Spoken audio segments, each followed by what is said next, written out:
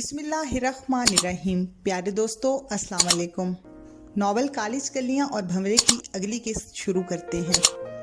कायदीन, जैसा कि आप जानते हैं, ये नॉवल लाहौर के उस दौर का है जब पाकिस्तान में मोबाइल फ़ोन सर्विस मौजूद नहीं थी। कायदीन की सहूलत के लिए अब इस तहरीर को यूट्यूब पर भी पेश किया जाता है। बातें करते हुए कोमल की आंखों से आंसुओं की एक लड़ी जारी हो गई। वो बहुत कुछ बोलती गई। हंजला चुप था। कुछ देर मजीद उनके दरमियान बातें हुई, फिर वो क्लास की तरफ चल पड़े। हंजला ने उससे इजाज से मिलवाने का वादा किया। कोमल रोते हुए चेहरे के साथ क्लास में नहीं जाना चाहती थी, इसलिए वो वहां से घर चल दी।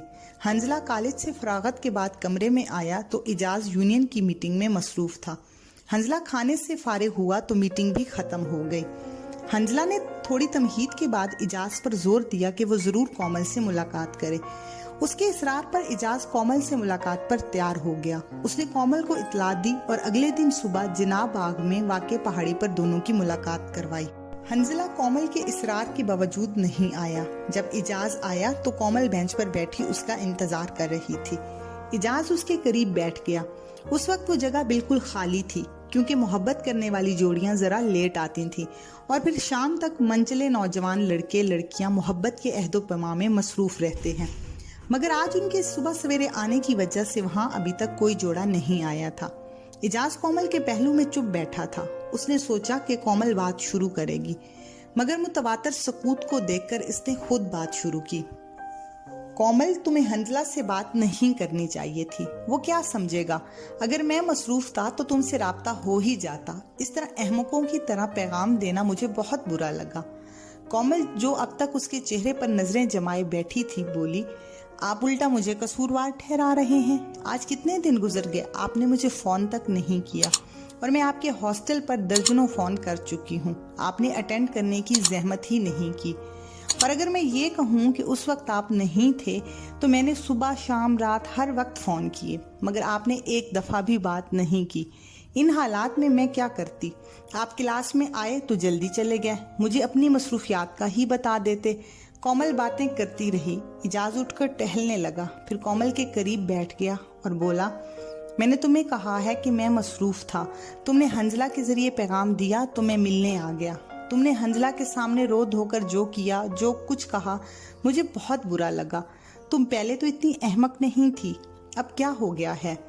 कोमल, जो अब तकरीबन रोने पर आ गई थी, रोहानसी आवाज में बोली, आप बिला वजह मुझे कसूरवार ठहरा रहे हैं। आप साफ साफ क्यों नहीं कहते कि मुझसे दिल भर गया है? एक वक्त था जब घंटों मुझसे फोन पर बात होती थी। मैं फोन बंद करती तो दोबारा फोन आ जाता कि अभी मजीद बात करनी है, और अब ये वक्त आ गया है कि ना फोन पर बात होती है और ना मुलाकात। मैं इस बात को क्या समझूं?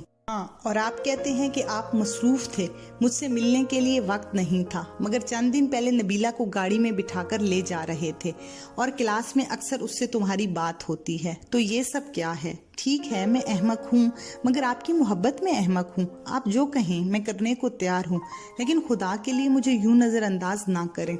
बातें करते करते कोमल की आवाज लरजने लगी। वो फिर रोने लगी। वो रो रो कर बात भी कर रही थी। कभी हिचकियों की वजह से उसके गले में आवाज रुक जाती। इजाज का चेहरा सपाट था। उस पर कोमल के रोने का कोई असर नहीं हो रहा था। वो चुप था। कोमल ने जब रोते हुए बार बार उसको बेवफा कहा तो उसने बोलना शुरू किया, देखो कोमल, ठीक है तुम मेरी अच्छी दोस्त हो, मगर यूं मेरी जिंदगी को पाबंद करने का तुम्हें कोई हक नहीं है। मैं जब भी अपनी मसरूफियात से फरागत पाऊंगा तो तुमसे राब्ता करूंगा। हम इकट्ठे घूमेंगे, अच्छे दोस्त रहेंगे। मगर तुम कहो कि मैं फलां से मिलूं, फलां से ना मिलूं, ऐसे जिंदगी गुजारूं, वैसे जिंदगी गुजारूं, तो उसकी तुम्हें हरगिज इजाजत नहीं दूंगा। मैं जब चाहूं जिससे चाहूं मिलूं, तुम्हें मुझे रोकने का कोई हक नहीं है। कोमल बदस्तूर रोते हुए बोली, आप अजीब बातें करते हैं, मुझे वक्त नहीं देते और नबीला के साथ घूमते फिरते हैं। उल्टा शर्मिंदा होने की बजाय ढटाई से कह रहे हैं मुझे रोकने का कोई हक नहीं। आप जो मेरे बगैर रह नहीं सकते थे, अब मुझे क्या हो गया है कि आपके पास वक्त नहीं बचा? दिल भर गया है, अब एक नई लड़की ढूंढ ली है वक्त गुजारी के लिए। मैं ये कहती हूँ, ये बेवफाई नहीं तो क्या है? ये आपकी खुद गर्जी है। मैंने आपके लिए क्या कुछ नहीं किया, आपको अपनी मंजिल समझा, सब कुछ आपके हवाले कर दिया। पता नहीं आपको क्या हो गया है, आप ऐसे तो नहीं थे। इजाज जो चुप करके कोमल की बातें सुन रहा था, गुस्से में बोला, कोमल, तुम्हें समझ क्यों नहीं आती? मैं तुमसे मिलता रहूंगा, लेकिन तुम अपना दिमाग दुरुस्त करो, मुझे मंजिल ना बनाओ। तुम्हारे साथ बहुत अच्छा वक्त गुजरता है और गुजरता रहेगा। बस तुम मुझे अपना दोस्त समझो, तुम बेवकूफ न बनो। हम आइंदा भी अच्छे दोस्त रहेंगे। कोमल बोली, इसका मतलब है आप मुझे एक हद तक रखना चाहते हैं। मुझे फालतू वक्त में वक्त गुजारी के लिए आपने दोस्त रखा, अब आइंदा भी रखेंगे, इसके अलावा कुछ नहीं। ये अजीब बात है, आप मेरी जिंदगी में आए, मैंने अपना सब कुछ आपके हवाले किया और आप मुझे एक एक्स्ट्रा चीज समझकर कॉर्नर कर रहे हैं। इजाज दरुस्त लहजे में बोला, तुम खामखा बेवकूफ बन रही हो। मैं तुम्हें अच्छा दोस्त समझता हूँ, तुम मुझे बेवफाई और खुदगर्जी के ताने दिए जा रही हो। क्या खुदगर्जी की है मैंने तुम्हारे साथ? कोमल रूहानसी लहजे में बोली, ये खुदगर्जी नहीं तो क्या है? मुझे अपना बनाकर तुमने सब कुछ लूटा, अब किसी और लड़की से मोहब्बत की पीगें बढ़ा रहे हो। इजाज तेजी से बोला, मैंने ना ही तुम्हें लूटा है और ना ही तुमसे बेवफाई की है। अगर मैं किसी और लड़की के साथ घूमने जा रहा हूँ तो वो भी तुम्हारी तरह मेरी दोस्त है, और तुम लूटने लुटाने की बात बार बार किए जा रही हो। मैंने कौन सी जायदाद अपने नाम करवा ली है? कोमल ने कहा, इजाज आप इस वक्त पाकिस्तान में हो, ये मर्दों का माशरा है, यहाँ आपको कोई पूछने वाला नहीं है। अगर किसी तहजीब याफ्ता यूरोपीय माशरे में होते तो मैं आपसे पूछती कि एक लड़की की इज्जत खराब करके किस तरह उसको जिंदगी से मक्खन से बाल की तरह निकाले जा रहे हो। आप कहते हैं कि आपने क्या लूटा? औरत की इज्जत ही सब कुछ होती है। तुम बारहा तार तार कर चुके हो। आप कहते हो तुमने क्या लूटा? तुमने मुझे धोखा दिया है। इजाज ने कहा, अच्छा तो तुम इज्जत लूटने की बात कर रही हो? देखो कोमल, मैंने तुम पर कभी कोई जबर नहीं किया, ये तुम्हारी अपनी मर्जी थी। अगर नहीं थी तो पहले कभी खुद गर्ज नहीं कहा। ये अब क्यों याद आया? अब मैं जरा दूर हुआ हूँ तो तुम्हें लुटना लुटाना याद आ गया। पहले तुम्हें पता नहीं था कि ये पाकिस्तान मर्दों का माशरा है? अगर तुम यूरोप के तरक्की याफ्ता मुल्कों में होती तो क्या होता? मेरे साथ वक्त गुजारने के निस्फ इखराजात भी अदा करती।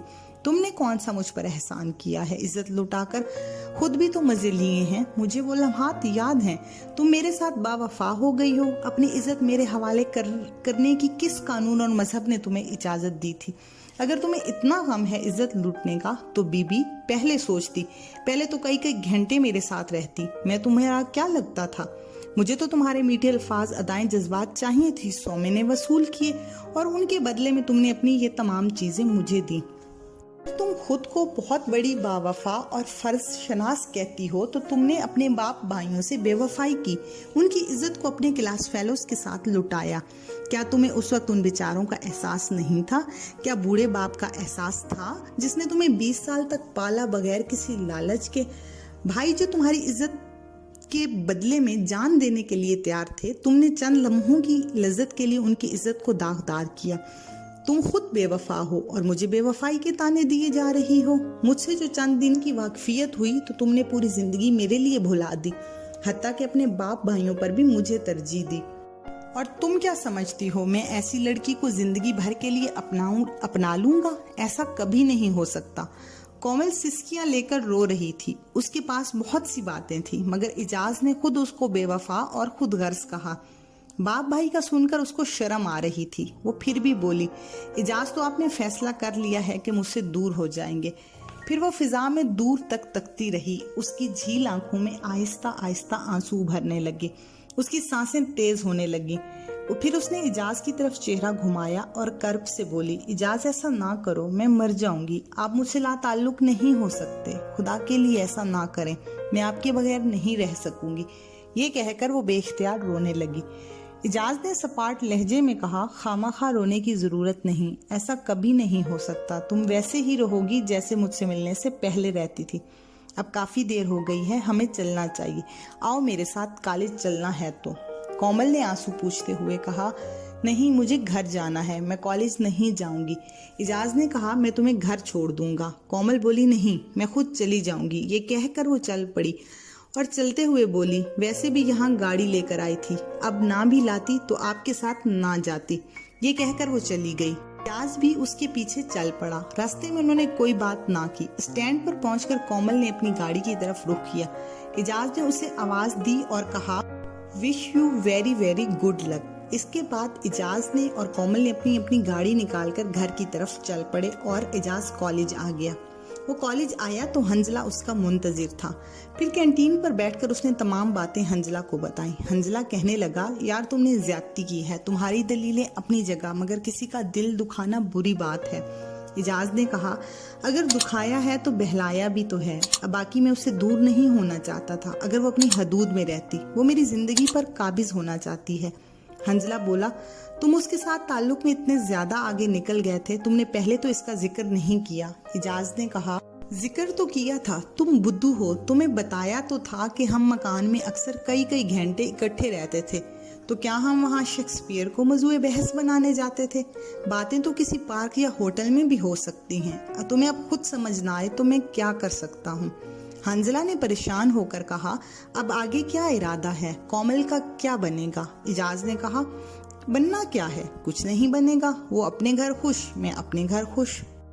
जी तो दोस्तों, ये थी यहाँ तक की किस्त। बकिया नावल आप अगली किस्त में पढ़ और सुन सकते हैं। इजाजत दीजिए, अल्लाह हाफिज।